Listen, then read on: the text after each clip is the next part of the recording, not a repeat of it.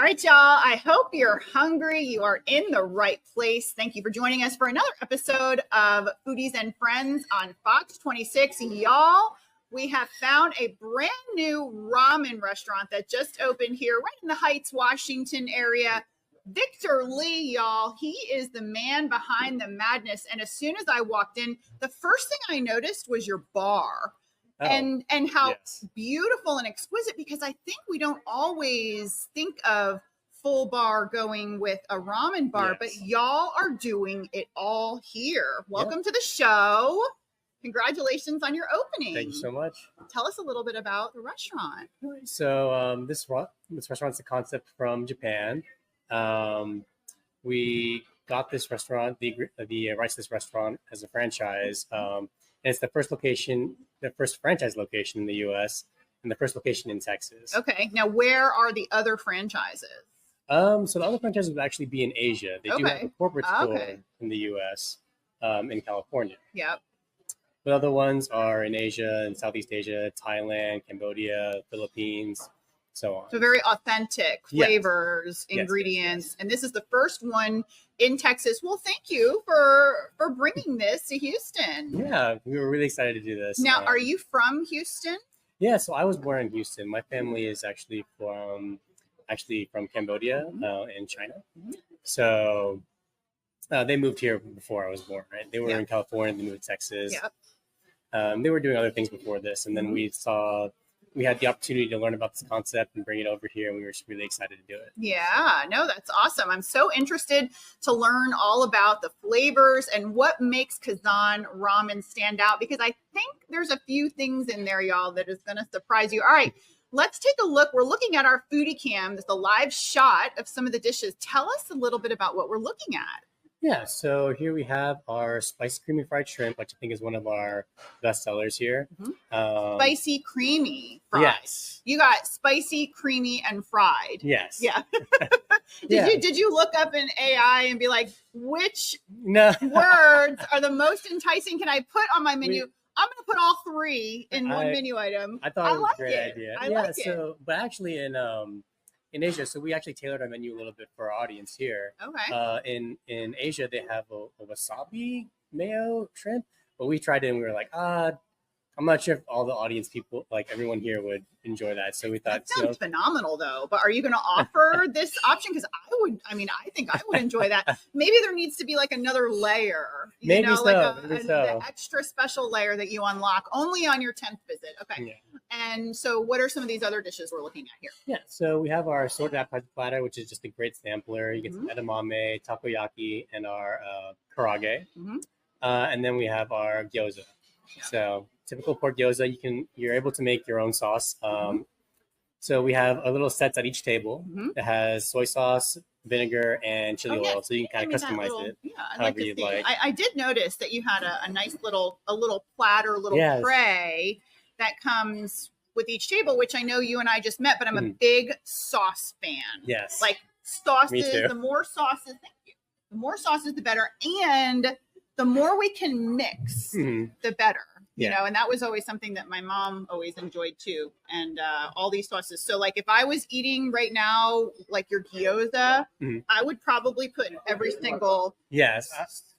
For me, I really prefer the like a nice vinegary flavor with the chili oil. So I get a little bit of spice as well. Yeah. But we really wanted a lot of customization here. Oh. So there's also like in here, there's garlic. Here, you want to open that up? Absolutely. There you go. Yeah. Show me. So there's fresh garlic. For people who want to add garlic to their ramen. And we get garlic crushers on the table for you. Oh, yes. So you can do this. Yes. Yeah. So why don't you go ahead and do that? We can do that, and then we can put it right there. And this is at every table. Yes. Are there some people who don't know how to do it, and you have to show them how? Yeah, we can show them how to. And we typically take the garlic away. Oh. Let's go. Excuse me. Yeah. At the end, so we can, replace the garlic crushers. So so great. Yeah. Now these are your gyozas. Yeah. So this is what I would mix with everything. I would mix a little bit of this, a little bit of this, a little bit of that, a little bit of this. So let's go ahead and start mixing. Here we go. Oh. And then this was your little sampler platter. Yes. Yep. So tell me again what this one was. Takoyaki. So that's kind of like a round savory pancake with octopus inside. Round savory pancake. That's how I would say it. You and these like 3-word wonders here, like amazing. And then this was your chicken. Karaage, yes. Karaage, which is chicken. Yes, yep. Chicken thigh will be marinated in-house. Yep. And then just regular edamame. People like the classic edamame. Right? Tell everybody a little bit about the roots of ramen. What is it supposed to be? And then what do you want it to be? I'd say the roots of ramen, actually, if you think about it, I think originally came all the way from China, came to Japan and evolved into something different. I've been to Japan a few times, gone to many ramen restaurants. Like there's a great like Michelin star chicken ramen restaurant, and they're normally kind of more, I'd say, like smaller places that are more compact. You can like speak with the chef, like mom and pop. Yeah, I'd say so. Yeah. And those are the ones that are like really good. Obviously, you have other commercial brand ones like Ichiran and stuff. Bringing it here, I usually wanted to kind of have like more authentic flavors, but also kind of something unique. I feel like there's ramen scene in Houston has been kind of going for a while. You have Jinya or Khan, things like that. But I think we kind of stand out a little bit with our flavors and our stone bowls to kind of like give it a little bit of flair and visual representation. Stone bowls. He told me about this a little bit earlier, and I thought, oh, this is the most brilliant thing I've ever heard of. And it seems it's so smart. Am I just missing it? Do other places do this? Or and we'll tell you about what we're talking about in a second, but are your bowls unique? I'd say so. We get our bowls from the company in Japan. Okay. But I do know that there are other concepts that use stone bowls, but not quite the same level that we're using them. I'd say, and not the same temperature.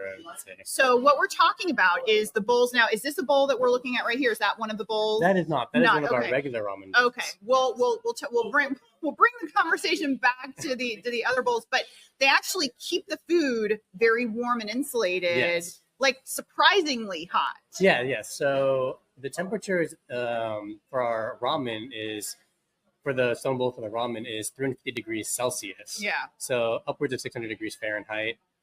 Keeps them going really hot for a long time. So you don't have to worry about, your food cooling down. Right. And also it serves a second purpose. So the noodles we use for our kazan are thicker. So it helps cook them again a little bit. So normally when we place the kazan ramen down, we would let it cook for another minute inside the stone bowl before letting the customer sit. Yeah, because it's one thing, we all get to the table and our server says, be careful, don't touch the pot or don't touch the plate. Yeah. But y'all, they're not kidding here. Like you absolutely. Seriously could. I mean, it's almost like the bowl acts as like a little mini portable oven. Yes, And so by the time you get to the bottom, what happens is like steam starts coming back out and you don't realize that it stays that hot. It's pretty incredible. All right. So what was this dish? Our spicy creamy fried shrimp. This is the spicy creamy fried shrimp. Oh my goodness. One of your most popular dishes. I'd say so. Now you guys have a few lunch specials going on right now. Tell us a little bit about your lunch special. So starting at $15, you can get our fried rice, which also comes in a stone bowl. Not to the same temperature as our ramen, but really hot nonetheless. You can get some appetizers and a drink as well. Yeah, no, you can also change it up for curry rice or ramen. I know another price point that's good for. He doesn't know. We drink HTX in February. We'll talk about that in January. Who knows? Maybe these guys will be on. He has no idea. We have fun on Fox 26. Our viewers are very, very big into food. And they're very smart about their food. Is that something you've noticed about now that you're kind of new into Houston restaurant and dining hospitality scene? Or have you noticed how astute the Houstonian dining scene is? I feel like it's very varied. Yeah. We have people who have all different types of palates coming in. Some people, I'd say most people here really like our food. I think some people like to customize it a little bit, which is great for us because we have, all the sauces on the table for them. Yes. Well, Houston is a very large, very big international city. And we find that a lot of people travel and then they come back and try to find something similar to what they had in another country. And guess what? 9 times out of 10, they can find it, because here in Houston, We have everything. Oh, action. Now, is this what happens when you come to the restaurant? Yes. See? Now, what is this dish? Tableside. So this is from our lunch special menu. Yep. Our chashu fried rice. Ooh.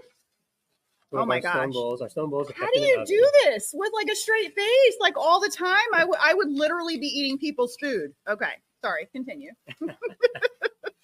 I'd be like, wait, you want me to taste it for you? Just let me take a little bite. Are you sure it's okay? Hold on. Yeah, you know? so we finish off our fried rice in the stone bowl because the stone bowl is 300 degrees Celsius or so. Yeah. So don't touch this. Yeah, absolutely do not Don't touch this. But can I touch this? Yes. You can okay, I have a question though. I know, shocking. I've noticed that she's kind of put the rice kind of on the, she's patted it, almost making like a little hole in the middle. Mm. Why did she do that? It's more actually to press the rice up against the sides of the bowl so it keeps getting hot. So you can warm.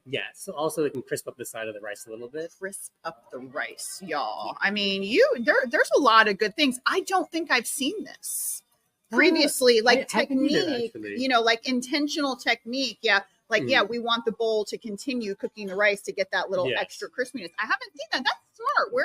Where did you get these hospitality roots from? Our team in Japan really drilled it into us when we went to go see them, and we actually went to go train with them in Asia when we were getting ready to bring this over to Houston. Yep. So they're really big into like being really like providing really good service to the customers. Mm-hmm. And I think having this little extra step lets you kind of feel like maybe you're in the kitchen. Also brings out the smell and the sound kind of. Yeah, makes you feel involved. I feel like it's just another level for the customer. Absolutely. It's all about the experience for sure. All right, so what are we looking at here in the regular ramen bowl? What kind of ramen dish is that?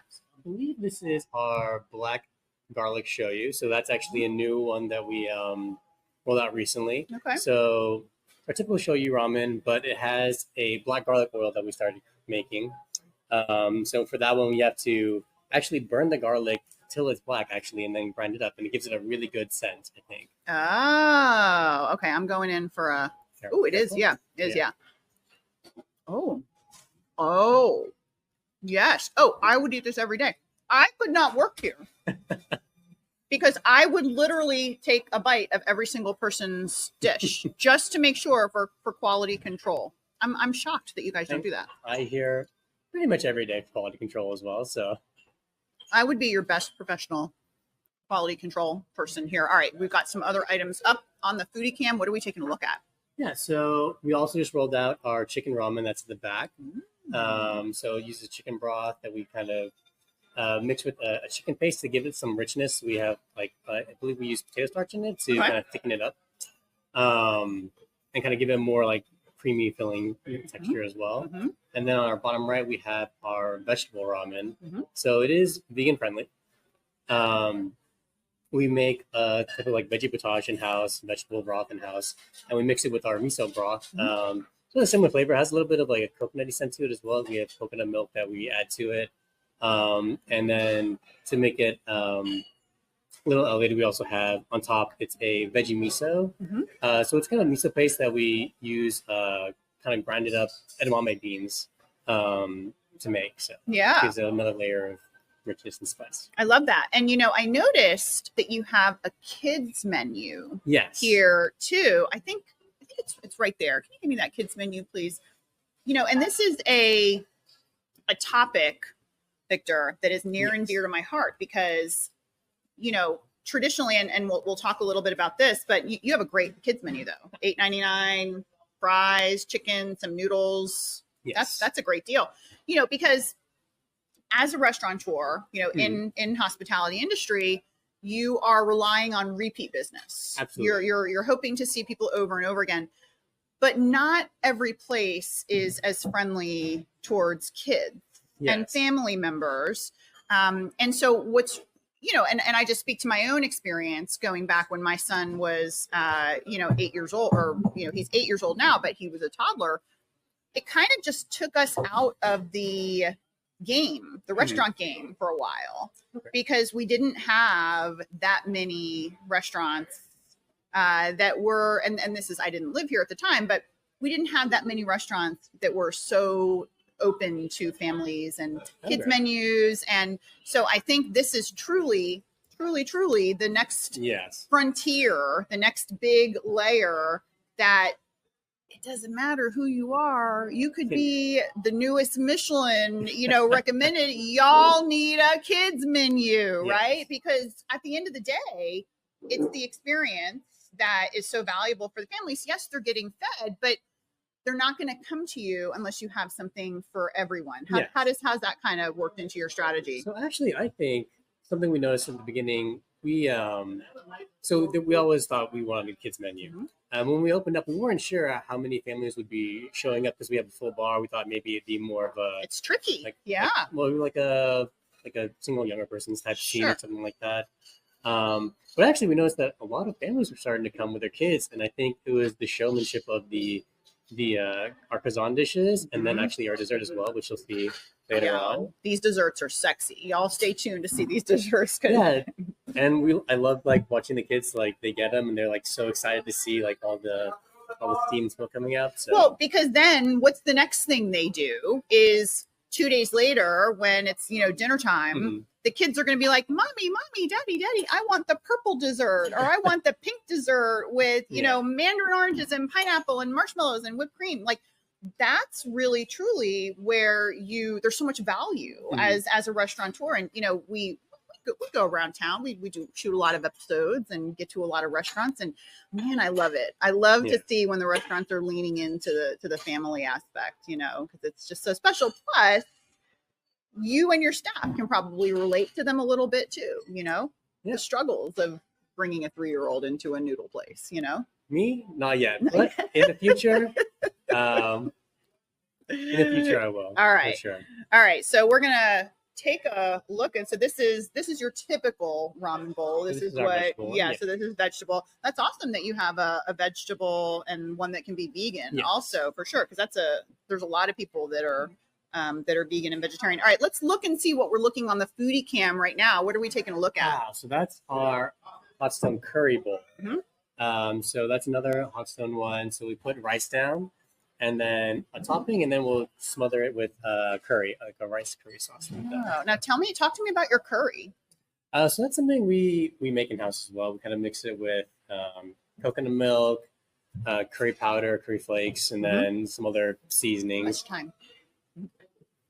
And then we actually, so that mix into a paste, and then we actually add our broth to it to give it, so blend it up. So I would love to. I'd love to try that. That's actually one of my favorites. Now, are y'all going to be open 7 days a week? Because you just opened for about a month, so you're 7 days a week. Yes. What are your hours? So from Monday through Thursday, we're open from 11 to 11. Okay. Although our kitchen closes at that's kind of late. Yeah. Well, with a full bar, we thought people might want to come in a little bit later. Yep. Friday and Saturday, we're open from 11 to midnight. And then on Sunday, we're open from 11 to 10 p.m. Yeah, and that's smart to be open late because, like you said, you do have that full bar. And it is beautiful, by the way. This bar, I have to say, I mean, it's we'll share a picture with you guys on social media for the recap. If you follow our social media, Fox 26 Foodies, but it really is a beautiful bar. You guys definitely decided, I think, to kind of change the game a little bit when you went this direction. Talk a little bit about your strategy with that. Yeah, so luckily when we found this space, a lot of the bar was already set like there for us. So we it makes sense for us to have a full bar. So we had to fill it out. But it was my family's and my first time kind of working with a full bar. So we had a bar consultant help us out in planning out, how we should lay out the bar. In terms of fridges, freezers, any kind of other equipment we might need. And then he introduced us to our lead bartender. His name is Lynn, and Lynn is the one who actually helped us stock out the entire bar. So when we first started opening up, he took us to specs originally, get our basics down. Then we started working with other sake vendors, beer vendors, and then the ones that kind of play in more especially Japanese beers. So if you look on our menu, then you'll see some more interesting flavors from Japan for craft beers. Yep. So now I heard you recently you were on a trip recently. Yes. Tell us about your trip. Where did you go? oh well, Tell us about the food. well, for me actually, I got married a little bit ago. Congratulations. So this trip was to Portugal and Spain. Okay. So I was there for a little over 2 weeks. Yep. Great food. I will say after, a week and a half in, I was starting to crave Asian food again.